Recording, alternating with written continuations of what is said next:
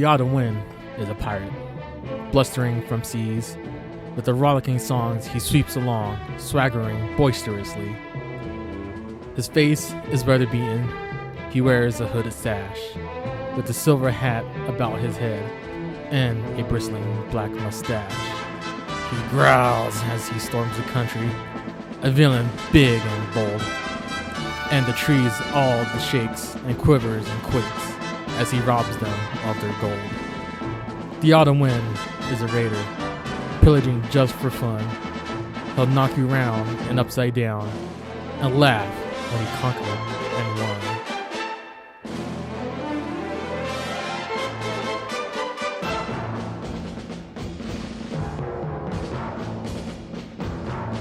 Hello everybody, welcome to the Skills Podcast episode 24, and basically that is the theme song and the poem that goes along with it for the Las Vegas Raiders, or as some of the other people will say, the Oakland Raiders, or the freaking Los Angeles Raiders too as well, depending on which area you're from.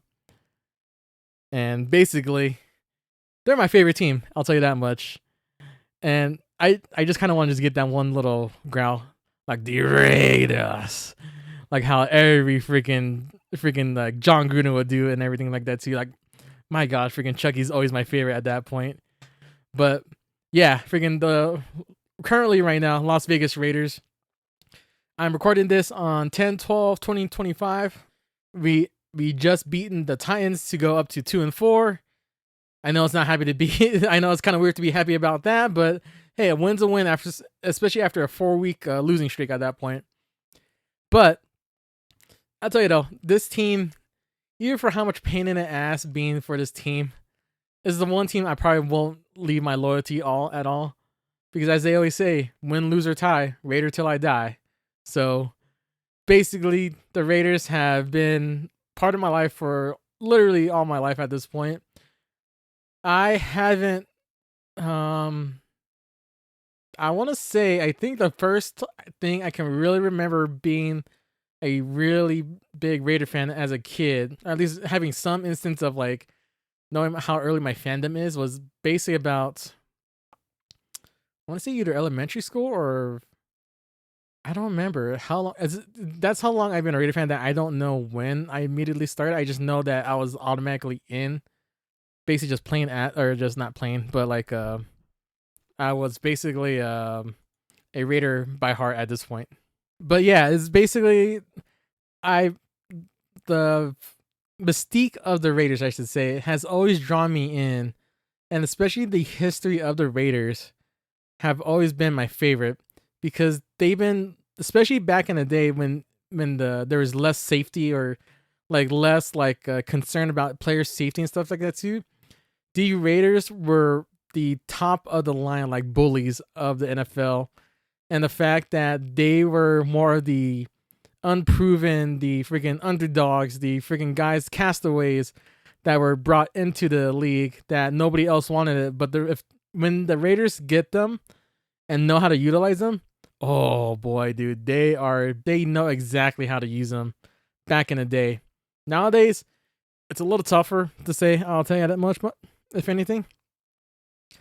But if anything, the mystique of the Raiders has such a long lineage, going from Jim Otto, freaking Howie Long. There's like Marcus Allen just got recently today. Charles Woodson. Oh my God, there's like so many players you can like just say at this point that is a Hall of Fame. Like Jim Plunkett, Jim Otto. I think I already said Jim Otto. But yeah, there's so many players that are in the Hall of Fame that deserves it, and plus also then like we're part of the era that basically were just dominant at that point. And basically it's so awesome to see some of the older footage. I know it's like, but even then, like even some of the newer people that we have on our team currently, like Max Crosby is the epitome of a current modern day Raider that bleeds silver and black, and that you know that basically will die for the team and won't want to be traded at this point, even though people are saying that they wanted him to be traded out of it. I highly doubt he will at this point, because he's already full into this job, or not even this job, just this team culture at this point. And I'm so glad that he actually is part of this team because nobody else drafted him other than us in the 4th round. There's other teams that passed over him. So he wants to be having that Kobe Bryant like mentality, like how Derek Carr was, which is another recent player that lives and died by the silver and black, which I'm sad that he didn't retire as a Raider. But even overall, he's still my favorite QB right now. And basically, those two are my most favorite Raiders at the moment right now. But as everything goes, though, there's always going to be that one person that is the true Raider of them all. And without this one person, basically, there will be no Raiders at all. And this man, the pioneer of the NFL, AFL, the owner of the Raiders, the past owner of the Raiders, and his name is Al Davis. Hall of Famer Al Davis, the previous owner of the Raiders, was as I said before, the pioneer of what a Raider is, what the Raiders are, and what the Raiders are right now. And basically, he brought forth the spirit of the Raiders and ingrained it in the team, and basically knew what he wanted from his team, how he wanted it, and the exact version of what he wanted it at this point, which led him to getting so many different type of like coaches, players that he wanted, and even said I'm not telling him directly, but it's more the fact that like he wants talent no matter who you are or what you've done. If he knows that your talent is good and wants to be brought back in, basically, or like wants you to show off your talent, he will bring you in and give you that chance to do it.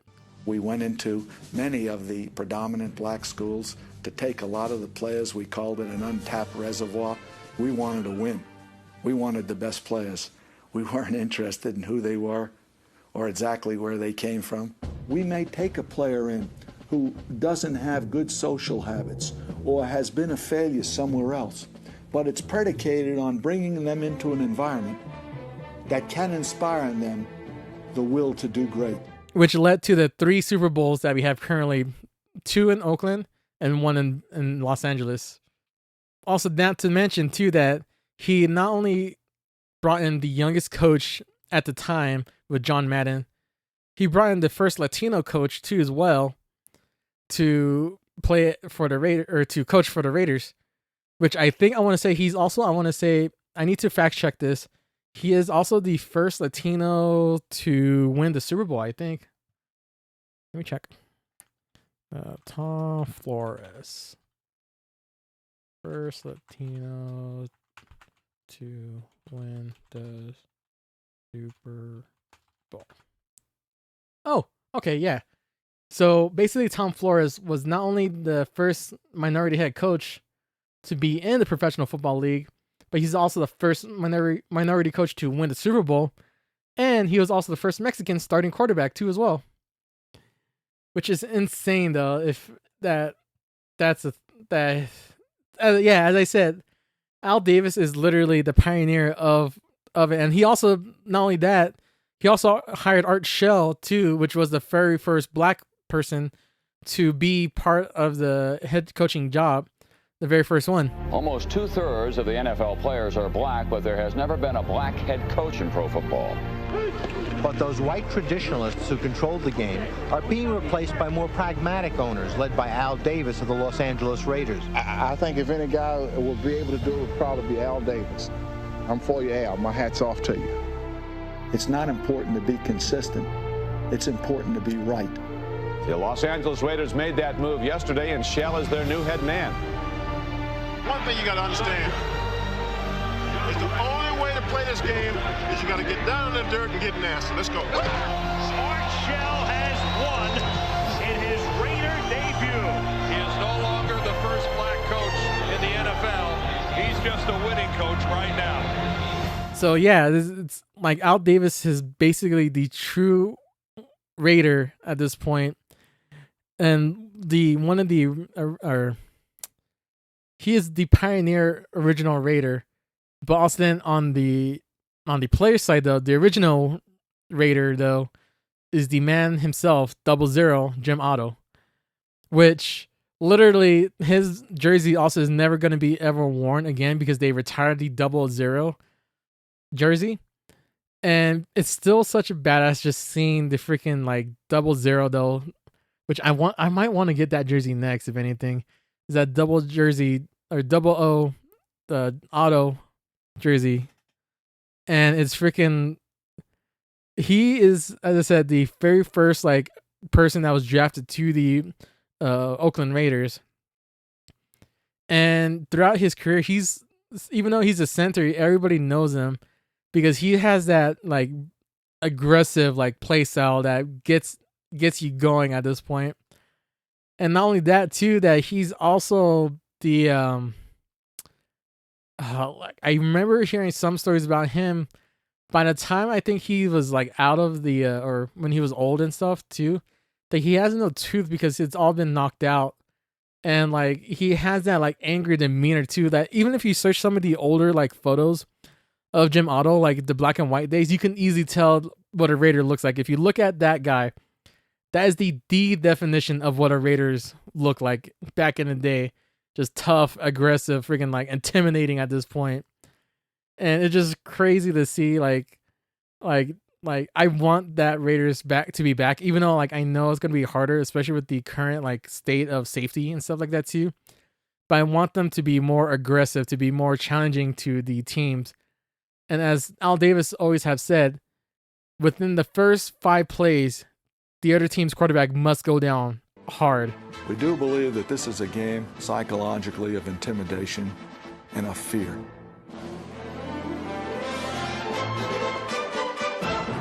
Somewhere within the first 5 to 10 plays of a game, the other team's quarterback must go down, and he must go down hard.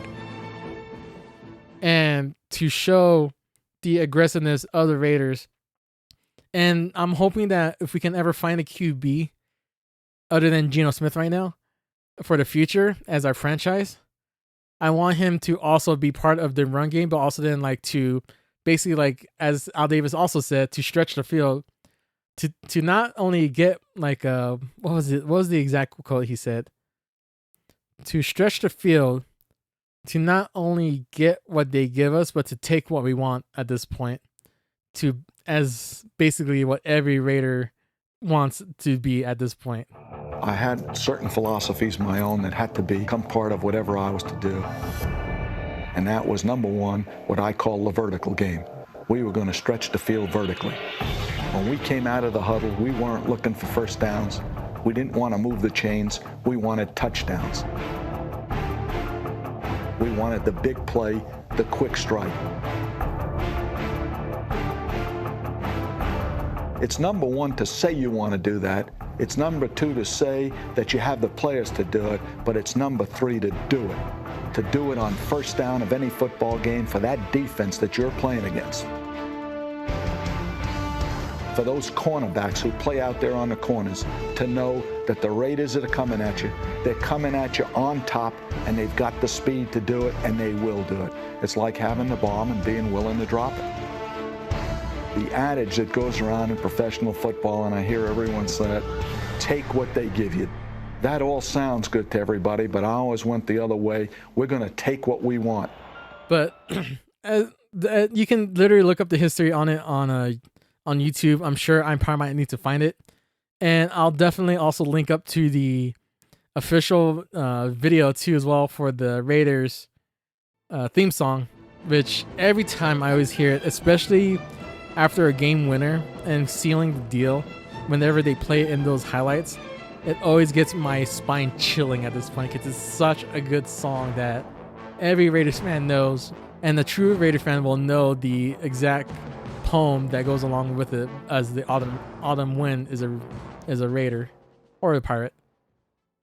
But recently, within the past like 20 years, it's been hard to be a Raider fan. I'll tell you that much though. just because like we've been constant losing season. There's been show of like promise at this point to just end up being disappointed each and every season at this point. And it's really frustrating to watch every season, especially when especially like me, I buy Sunday ticket just for the reason to watch the Raiders because they're never in my local market to actually watch them. And I had to pay so much money just to freaking watch them, and on top of that, freaking cable too as well, just to actually do that. So sometimes like even some seasons aren't worth it too. Like last season was pretty bad, where they didn't only won like maybe 4 games at this point. But this year, I'm hoping it doesn't do that, or they don't do that. I'm really hoping that they don't mess this up after going now 2-4 right now. So, and if they beat the Chiefs, I hope to God beat the Chiefs, please. I really fucking tired of seeing the Chiefs fucking kick our asses, as well as like fucking tired of seeing them in the fucking playoffs too as well.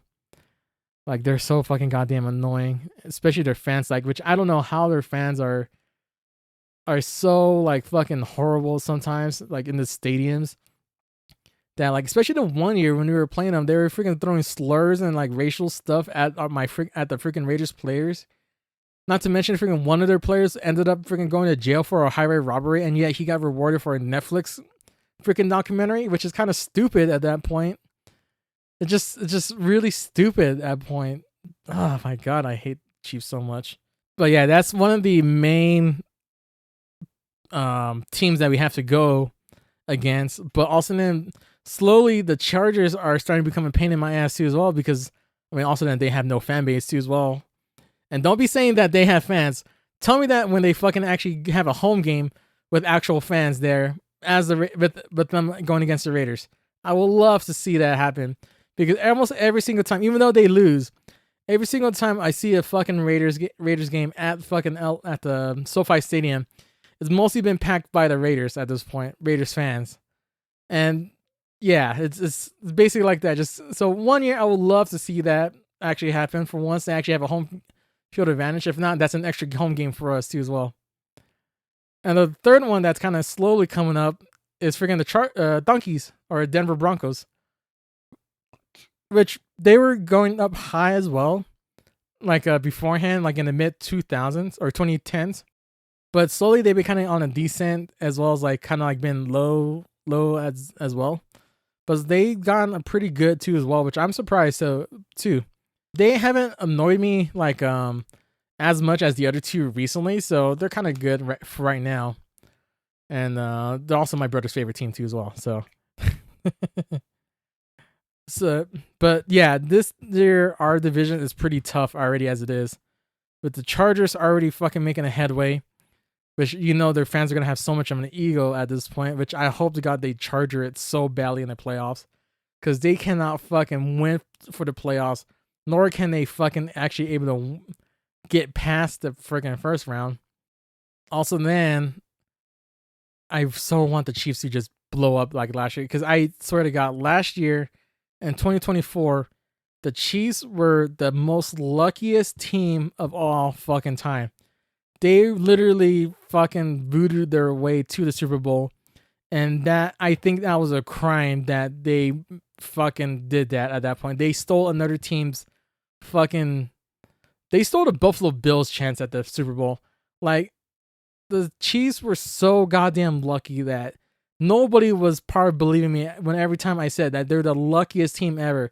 They're the fucking luckiest team ever. I hope to God that they blow out get blown out in the Super Bowl, which luckily they did. So I'm so glad that they got blown out by the Eagles so badly last year. And my God, dude, like it. I swear to God, that season still frustrates me to no end at that point, for seeing how people were saying that the Chiefs are that good, even though they got so lucky on penalties, freaking kicks and everything, that I knew that their luck was going to go running out somewhere at that point too. But as I said, I've been a lifelong fan. I want to say I started really getting into football probably around maybe 2008 to 2009. Because I do remember getting into it, watching it in 2010, at least. And then slowly over the years, I started learning more and more about the plays, or at least about like football knowledge, about everything like that too as well. And basically, it's really like I really started sunking into like trying to learn a lot of things about football, learning about stats, learning about like players, just trying to like figure out like what can happen at this point, and even just basically just kind of like watch more of the league at this point too as well. So I've been watching like a lot of stuff about them. I've been keeping track of it, and it wasn't until like maybe like after I left Target, like because when I started this new job, basically like actually instead of like I can actually wear my headphones, so now I can actually start listening to music and stuff like that too. But I started also listening to podcasts, and I started listening to like specific Raiders podcasts too as well, like the Locked On Raiders with Q Myers, and also the Raiders Report, or like the official Raiders like podcast too as well that they have. So I've been really listening almost like every single day. I'm always listening to the Raiders, Locked On Raiders, and then pretty much like I'm always like listening to whatever the Raiders post on their social media sites for on their YouTube channel and stuff like that. And yeah, I've been really into it, and it's been so much like as much pain in the ass they do give me. As I said, I still love this team, and pretty much like I'm so like glad to be part of this fandom, especially with how like deep rooted this fandom is too as well. And it's almost like a family at this point too, that that everybody cares for each other, like everybody like kind of like make sure everybody's good, especially during the tailgates, and even on the opposing teams, like for tailgates, like even though we talk trash and shit like that too as well, we'll still welcome you in and still like have a good time at that point too as well. Like yeah, freaking the Raiders get like a bad rap on like how we look and stuff like that too, but you know, it's part of the intimidation factor. And boy, man, the intimidation was a lot more intensive when it was back in the O.co, or the Oakland Coliseum. And boy, man, once there's like almost like guaranteed fights at certain times, like in each and every game at least. And basically the O.co, even though it was like a shitty place to go to and stuff like that too, it was our shitty place, and we gladly, proudly like claimed that at that point too as well, because not only like it was a guaranteed home field advantage, it was overwhelming blackout on the stands and stuff like that too. But boy, when you can tell that they wanted to voice their displeasure to the Raiders themselves, you can hear it through the freaking like TV and everything like that too. But you can also hear the roars of the crowds too when we play, like when we play good and stuff. Which sadly, that the Vegas format, the Vegas stadium hasn't had that big blackout. Although today they had a good one. This is surprisingly that they actually had a really good one, even though it was against the Tennessee Titans and stuff like that too, because they're just as bad as we are. But the fact that actually seeing like actual like hearing all the crowd like actually be part of the team, like makes me pretty happy about that too as well. And I don't think I remember the last big like blackout game that was there was probably, at least that when we won, was us against the Baltimore Ravens about 2-3 years ago. And that one was a really, really good game that went to overtime. And man, I still remember watching it too as well. Like I still remember watching it. And I'll tell you though, there's like few certain games that I remember watching that I've been so happy to watch, and like that's really stuck with me at this point too as well. One of the games that I remember directly was the home game against the Kansas City Chiefs, which I can't remember what year it was. I think it was, let me see. I have it on my video because I have it on my like favorites, because it was on one of my it's my all-time favorite like video from it because of their sounds of the games and stuff like that too. Okay, it was week 7 in 2017 against the Chiefs. And man, it was a home game that was back in Oakland, so the crowd was ravenous. And as I said, it was like pretty much like a really like home field advantage. And somehow the Raiders managed to pull it out, a win at that point. And it was like not only that, it was also prime time too as well. I think it was a Monday night game, I want to say. And it was such a good game that like the Raiders had just 4 shots at the freaking goal line. And the first couple, and then it kept going back and forth, or like they kept getting penalties that helped them get closer and then further away. But then pretty much like also then it was literally buzzer beater kind of action too, because literally they were playing with like less than 10 seconds once they got into the red zone or the inside the 20-yard lines on the opponent's side. And each and every time, like pretty much like they think they got something and they were able to, the Chiefs thought they were going to end the game, a penalty got called on them, started extending another play, and then another penalty got called on them, extending another play, which is like so good to just like, it's just crazy because it's like, oh my God, please, oh my God, come on now. And it's just so crazy just watching that sequence. And I remember it clearly too because my dad wanted to go to the ATM to pull out money, but he couldn't do it because the play kept going for one more play. The game kept going for one more play at this point, and literally hit 0-0 for like an untimed freaking like game or like a time for the game. So it wasn't even kept going. And once DC finally managed to get the freaking final touchdown to Michael Crabtree and won and basically tied the game, and then pretty much our punter went and actually made it in. Freaking, oh my God, that game was such a freaking like, oh my God, that was a heart attack at that point. Like, man, that was like not frustrating, but like, oh my God, can we please win at this point? But yeah, that was a game to watch. The other game I do remember clearly watching. Oh, there's so many games I want to say. I'll list off some of the games I have at least on my favorite Raiders of all time. Week 1 of the Monday Night Football game against the Broncos in about 2018, I want to say. And that was the one where it had like a 99-yard kickoff return from one of our players that pretty much like literally it looked like it was going to be stuck on the 1-yard line, but he ended up picking it up and kept running it for it. The next one is the Week 18 overtime victory against the Los Angeles Chargers. And that one was such a good game. I remember recording my reaction to that. I'll put it here if I do have it. 3rd and 4. Now what? Chargers take a timeout. Los Angeles takes its first timeout. This will be a 30-second timeout. What?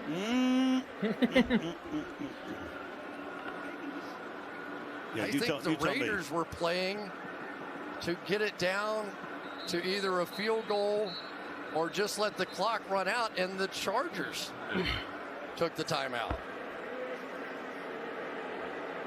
I'm trying to process this myself. Wow. I know. That's really interesting. So I assume they're going to take another one here all right. and try and force a punt. Well, if they don't get it. These will be very interesting press conferences after the game. 3rd and 4. Jones goes in motion. Shake goes. And he's going to take it to the 29, and now they're going to be set up for a field goal attempt by Carlson. No sense taking a timeout if you're the Chargers here because it doesn't matter. So it's going to come down to this.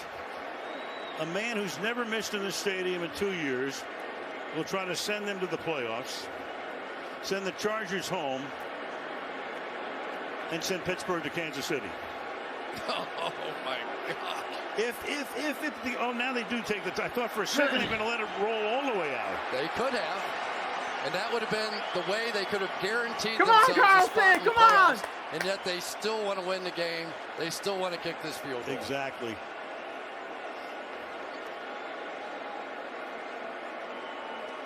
Let's go, Carlson. Never miss one. Come on.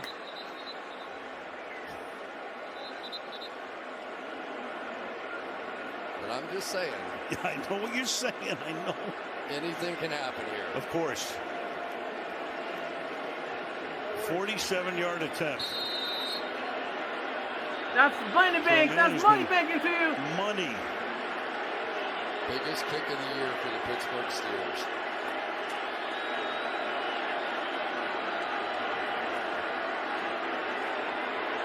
Snap good, hold good, Evan! and Raiders in, Chargers out, Steelers in.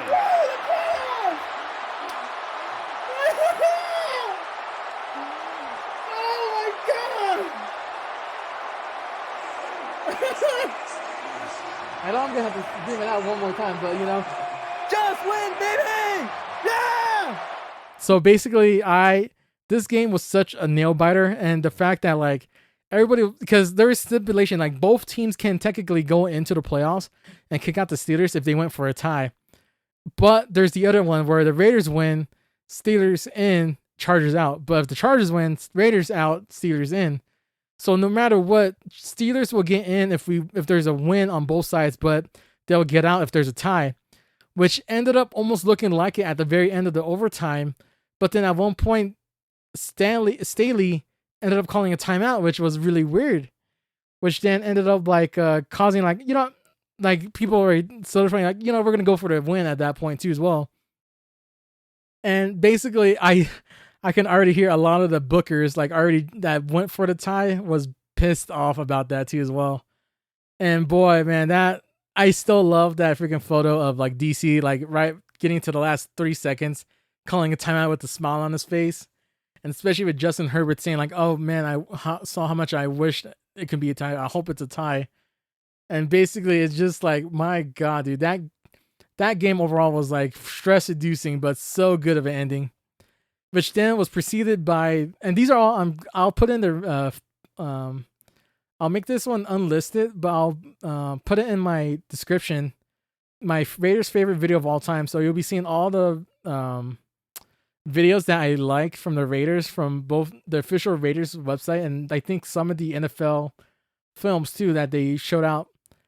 And the next one is the Week 17 victory against the Indianapolis Colts, which was a nail biter too as well because freaking, oh my God, that whole season was such an interesting season, and it has to be documented too as well. Like it has to be documented too, which I kind of want to do that too. But because that whole season, like it was going good, we were going good 4-1 stop or 4-0 start, and then ended up going down. Which started off with the Henry Ruggs like incident where he sadly like accidentally killed a person and a dog in a reckless like driving. And then after that, like maybe a week or two after that, pretty much John Gruden somehow got freaking like a career assassinated by freaking someone on the NFL because somehow that Dan Snyder investigation from the Washington Commanders, somehow they didn't find anything about him, about his sexual like accusation and stuff like that with all the emails.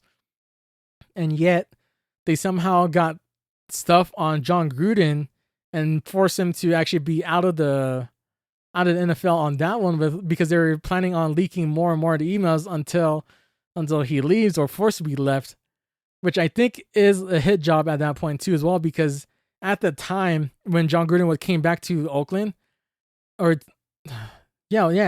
came back as Oakland when we were still in Oakland. He basically was the highest paid coach of all time, getting $100 million 10-year deal for $10 million per year. And I don't think the NFL liked that. So they decided to freaking they found a way to get rid of him at this point. And boy, man, like after that, they kind of went to a slump, but then the Raiders somehow managed to slowly pull back and managed to actually like get to playoffs contention too as well. And the second time within our past 20 years at that point too as well. And that whole season was just very good to watch and very nail biting towards the very end, getting into playoffs. But it came with a very sour end to the point where I think that game should have still been tied at that point too as well. Because of a certain play that happened that somehow they got a touchdown, yet the whistle was blown before he even caught the ball, which caused everybody to stop running, which if you try to look it up right now, I don't think the original broadcast will be showing it if there is any about it. But if you watch it and if you do find the original broadcast of it, if you find it and you can actually hear the whistle blown before he even before he even caught the guys on the Bengals caught the football, because like that's why everybody looked so relaxed when he caught the ball, because they thought that the whistle was blown and stuff like that too as well. But yet somehow they altered the sound footage about that, and basically like it seemed like the whistle was blown after the ball was thrown, or like the ball was like caught, which was very very like because even Charles Woodson like freaking says like, no, this game's still tight, let's run it again. Like, it's still a tie game at this point, so. Yeah, I think self-inflicted is correct. Holding calls, false starts. I mean, the whole day, every positive game we had in that game was called back because of a penalty. But, Carissa, if you want to know why Raiders fans, Raider Nation, are always pissed off at the league and the officials, it's because of that call yesterday. It seems like we're always a part of these games. The whistle blows the play dead. Am I correct on that? I heard a whistle, man, but I just don't know. The question is, does the whistle blow the play dead? Yes. Correct. Then the play is over. So, really, this is actually a tie ball game right now today. They should go back, take the 7 points off the board. You're a Raider. And we got to play this game again next, maybe Wednesday. Straight, can we play Wednesday?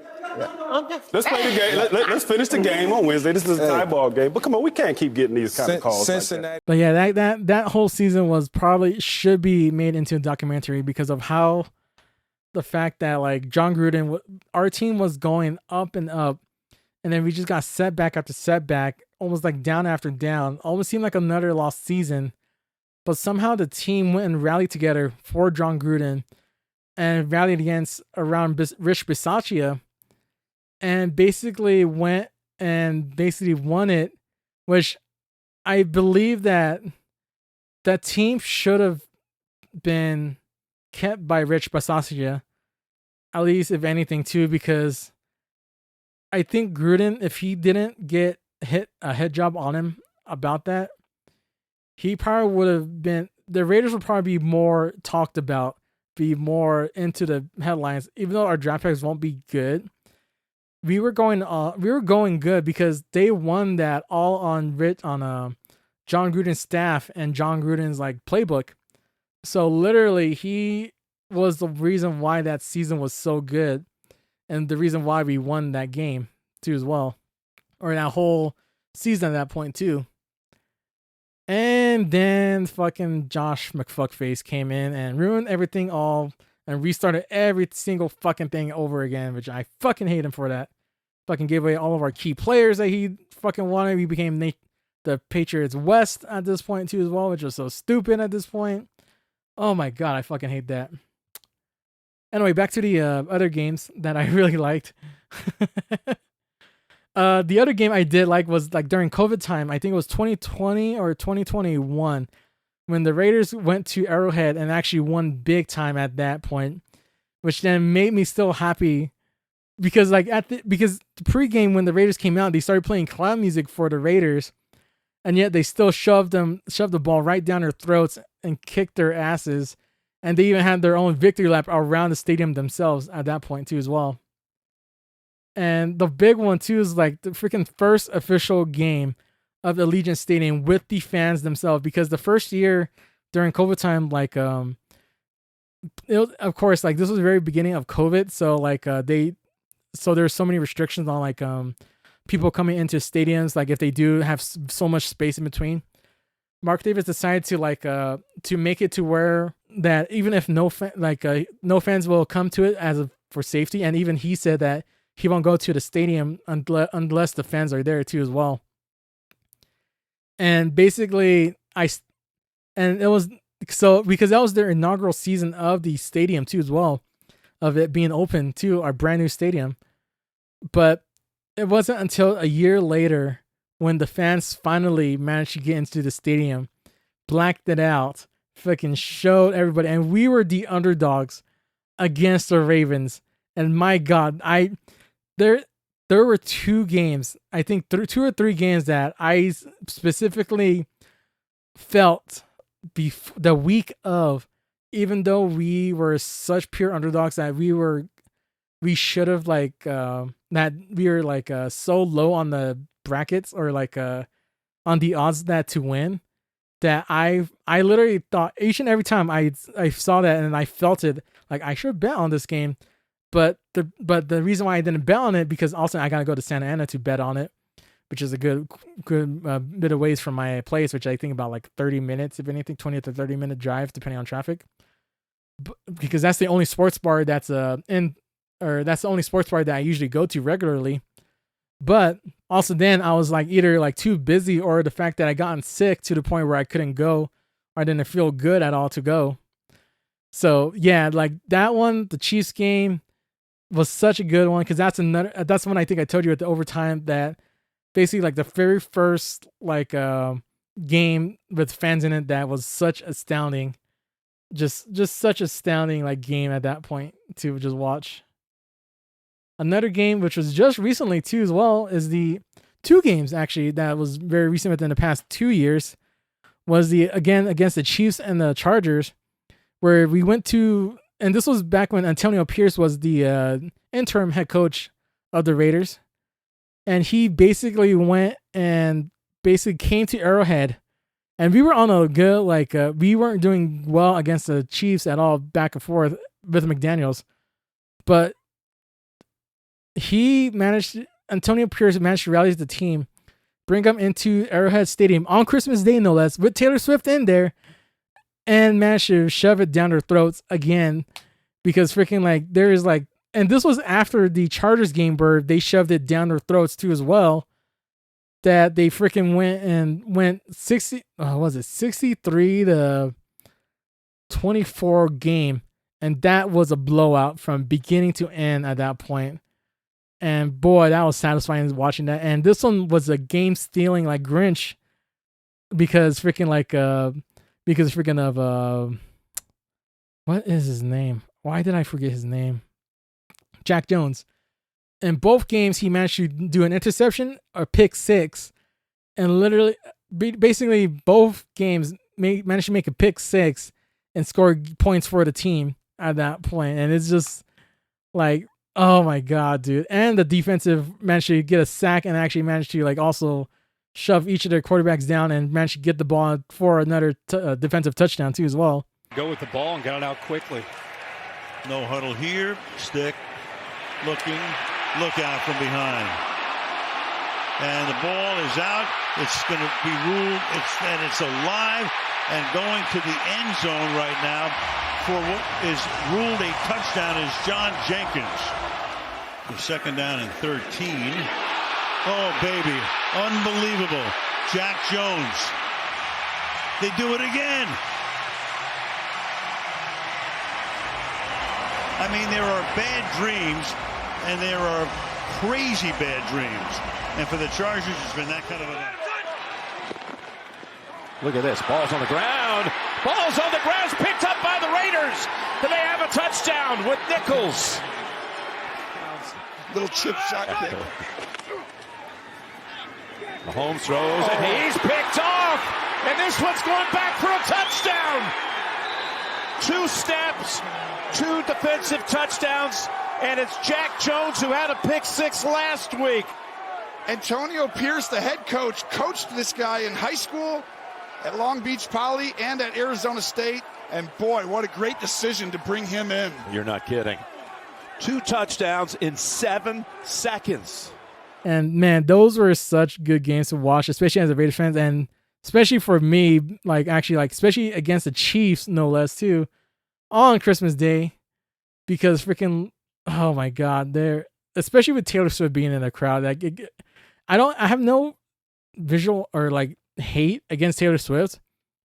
The only reason why I have beef with Swift right now is just because of the fact that it's more like she's getting shoved down like everybody's throats at that time. Like it was like almost like at this point, if you literally play like take a shot every time you see Taylor Swift at the game, or at least being shown at the game, you probably be drunk or probably be dead at that point for how much she was shown on TV at that point per Chiefs game that she was at that point too as well. So it was pretty annoying at that point. So seeing her like and her friends like all like sad about the Raiders game makes me so happy being the Grinch of it all too as well, especially going into Arrowhead Stadium and being those guys that to like just wreck holidays at that point too as well.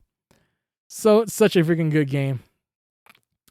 But yeah, which leads to basically this year, which this year has been a bit interesting overall, not only with the Raiders, but overall as a season too as well. Like there are games where teams should be winning that they haven't, and then there are teams that shouldn't be winning are winning.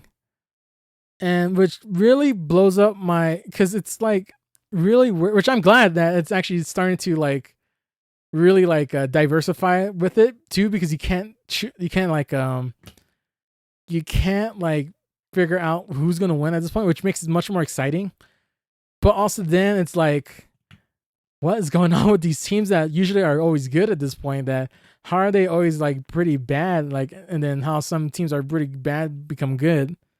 So it's like very interesting this season, which leads to the Raiders that they had a promising start, especially with like getting Pete Carroll, getting Chip Kelly off of a championship college football win, getting Geno Smith, and basically like getting back Colton Miller. And this is like, there's so many people extending Max Crosby to be only for a couple of days, like the highest paid non-quarterback player in the NFL. Which, my God, I'm glad that they did that first, because, dude, that's insane, like, how much they're paying for edges right now, for the highest paid player right now, too. It's insane. But after the first win against the Patriots, I'm surprised that they won that, especially with the Patriots, how they're doing good right now. So, the fact that we got blown out we got pretty much hammered by the Chargers, annihilated by the Commanders, which I don't know how we managed to do that. Did almost heartbreaking loss to the Bears. Got demolished again by the Colts. And now we won against the Titans, which is just as bad as we are, but at least it's kind of weird. Like I can see consistency in what they do at this point. And I can see the vision on how they want to do it. It's just somehow we keep getting like bad luck at this point with what we do. Like no matter what we do, it seems like something just seems throwing it off. Like I don't know what's going on. Like it feels like we are doing our best, but yet somehow we're almost like negated by just the bad luck that's been going on, which is really weird. But I still have hope for the season. I hate the people, I will not name names, but I do know a couple of people that are saying that, especially after the last 4 games and loss in a row, that wants to fire the coaches and wants to get rid of players already. I mean, Geno Smith, I can kind of understand because there's so many like freaking, oh my God, there's so many like freaking like I can say I think if I can find the video on my Insta360, I literally keep telling him when he's about to get sacked is to tell Geno to throw the ball because he keeps holding onto the ball too damn long, which causing him to get sacked and lose yards at this point, which is frustrating because like you can't be losing yards like that, especially when you're that close to the goal line or making it harder for Carlson to actually make the field goal, which frustrates me too that the special teams, they've always been our bread and butter. They've always been the most reliable within no matter how many years we have. And yet somehow this year they've been almost like imploding on themselves at this point, that like it seems really weird that they like it's been weird just seeing the special teams not be good this year. It's just really weird at this point. But yeah, I kind of really hate just the coaching, like people wanting the coaching staff to be fired immediately just because of the fact that they're not doing well, because that's the reason why we keep losing or we keep not being good every year, because we're always constantly asking for a new coaching because I understand that we want to win immediately, and the fact that Pete Carroll even said that he wants to win, but even he said like it's a bigger task than it was supposed to be last game. And I understand that like I want to win immediately too as well, but there are things that takes time. And this one I want to have Pete Carroll take the time to at least start establishing the culture, which was established by Antonio Pierce beforehand, which I still think he got robbed or like he got freaking like did dirty last year because he wanted to get Cliff Kingsbury, but apparently I guess it was contract details that probably like got away with him, which now he signs with the Washington Commanders. And he wanted his quarterback, Jaden Daniels, which is also on the Commanders too. And look how they did last year when they were playing. They almost made it all the way to the Super Bowl. And you could tell like Antonio Pierce wanted the team. He wanted that team that they wanted, but yet somehow they couldn't somehow like get it for him. So it seemed like he was basically fighting for what he wanted and still managed to like lose on what he couldn't do at this point. So I think he should deserve another chance when he gets his chance at being a head coach again. But yeah, but this year I want Pete Carroll to do his best to try to get the most out of his players, as well as John Spytek to like get the draft going because he's apparently a really good general manager or assistant general manager back when he was in Tampa Bay. And basically, everybody wanted him to get his own team, which he finally does right now. So I can see the vision that they both have together. And I know people will say that it's not a rebuild season, but I think it's a rebuild season to start off with at least getting like a head start on it. And it's a little bit I know it's gonna be tough this season to like try to be heads up on it, especially after like how we were doing with 4 wins or a 4-game losing streak. And I understand, especially because I am also frustrated too as well. Believe me, I am fucking frustrated that we lost to the Bears no less that low, and then we got blown out by both the Commanders and Chargers and fucking Colts. Fuck the Colts at this point, man. Fuck the Colts. But it's like, I want this to be a good building season, if anything, because I know we won't be able to get to the playoffs, but if we can get at least better at what we do, get our play calling better, and just everything going on, I believe that next year or the year after, we can have a very strong competitiveness for next year, definitely. And maybe, who knows, we could get into the playoffs next year, and if we do get to the playoffs next year, maybe the following year we could maybe go all the way. So, but it takes time, and having to have the coaches fired and reset again is going to leave a bad taste in my mouth, because it's always frustrating seeing a rotating cast of members to just try to get this team going. And it's always been a new system, which is why Derek Carr has always been pretty like, has always been pretty tough for him, because he's always had so many like coaches and like just administratives that like it's hard for him to stick to one system, which is why it was so good seeing him with Gruden, because he stuck with him for many years and actually got to know him and actually do his own like plays and stuff too as well. And the fact that like you can tell that they had so much chemistry that it actually showed on the field itself, especially in that last 2022 year, which makes it even more frustrating that they fucking yeah. This is the reason why it took me a while to even start this, because I knew I was gonna get myself worked up just thinking about all the what ifs kind of thing too, because 2016 was a what if season. That would have been our probably Super Bowl run at that point too as well, if Derek Carr didn't get his legs broken at that point, because that was probably the catalyst of a big what if. Like, what if DC never got hurt in that play?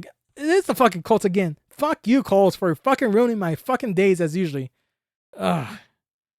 But yeah, it's like, it's always the what ifs of, if DC was never gotten hurt and they went to play in the playoffs, how good would he have been right now if he never gotten broken?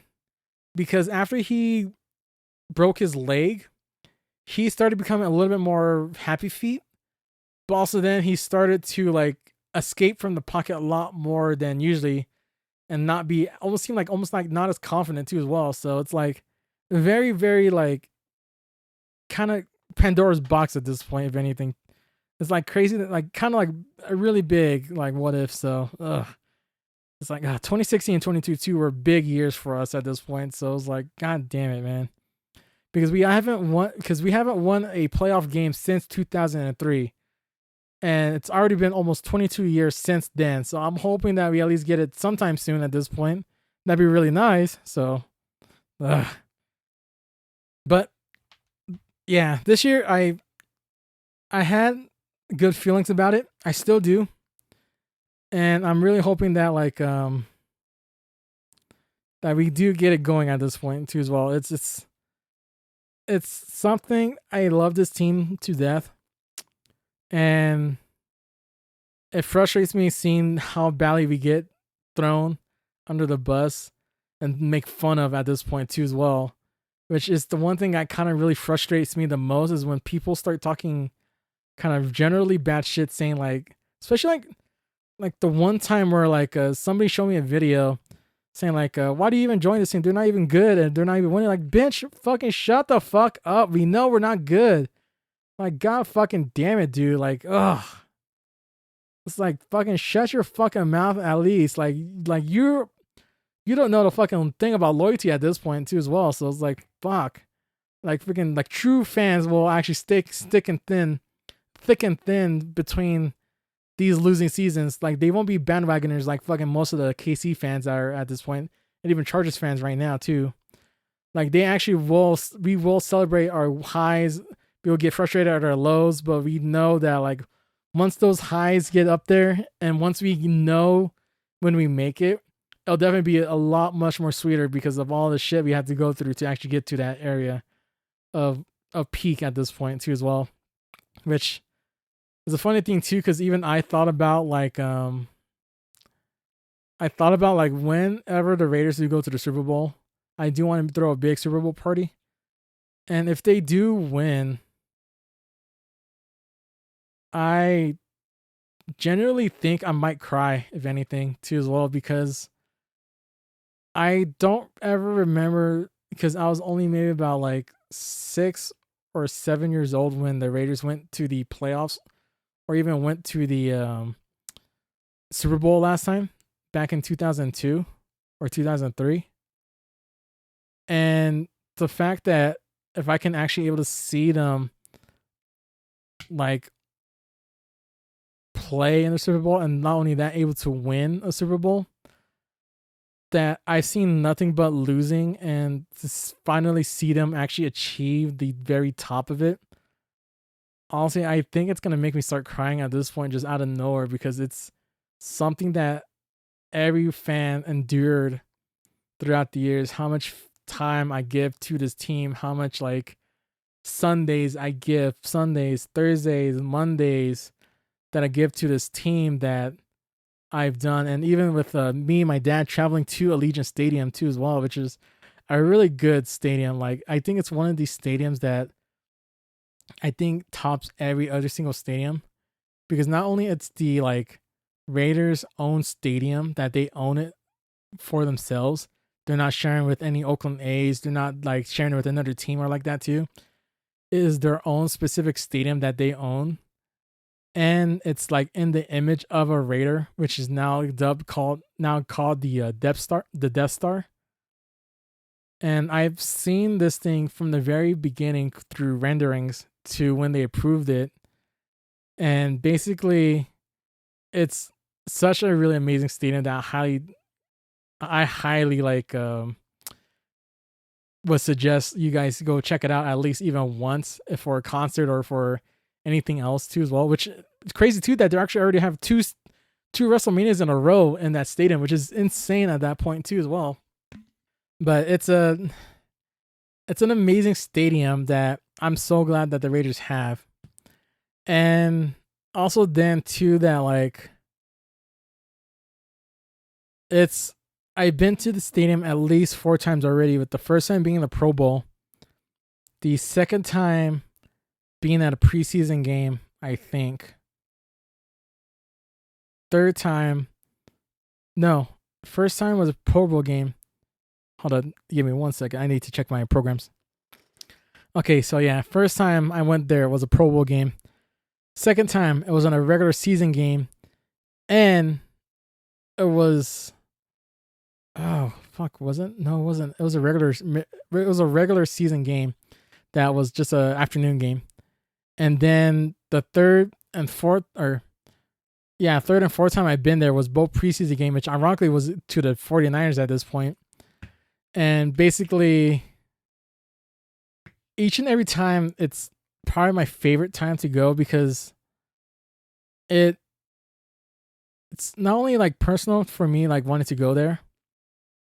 It's personal for me because it's the time I'm able to have spent with my dad.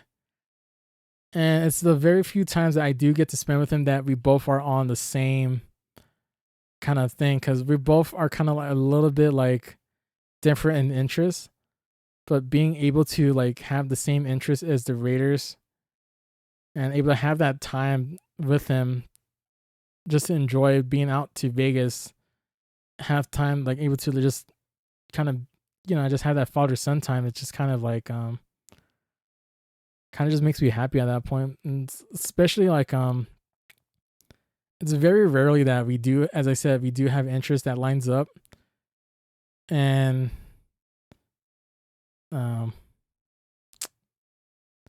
yeah, I guess that's all I can say at the moment right now, because I kind of do want to keep some of that stuff for another podcast or another podcast episode, because of I am going to be talking about like concerts and stuff like that too.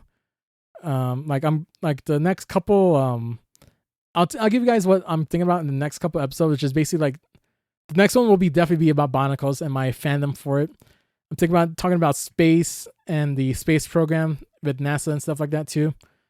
I'm also going to be talking about concerts, and basically there's just some other stuff that I do, like been thinking about it when I've been listening to like another podcast that was doing their own solo podcast.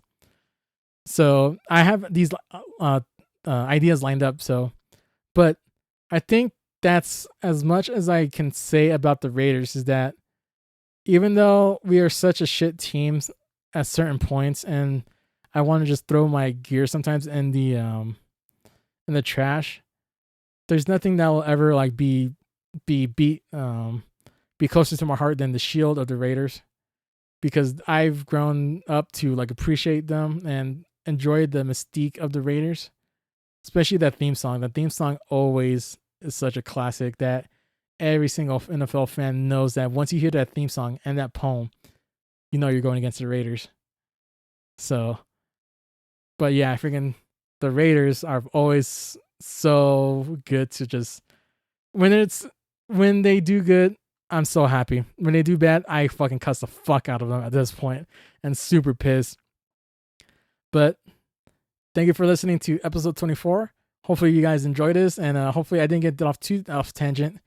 I might need to freaking start like making topics at this point, what to talk about, because this one was a little bit tougher to like kind of think what to talk, and like plus also then, like as I said, I'm recording this on Sunday, so it's after the Raiders game, after I've been like screaming at the TV and stuff like that too, so my voice will be kind of like here and there off because of it, but I'll be trying to record another day where my voice is fresh and stuff like that too as well. But thank you for watching, and also thank you for listening to me to talk about the Raiders. But hope you have a good morning, good afternoon, good evening. See you next time.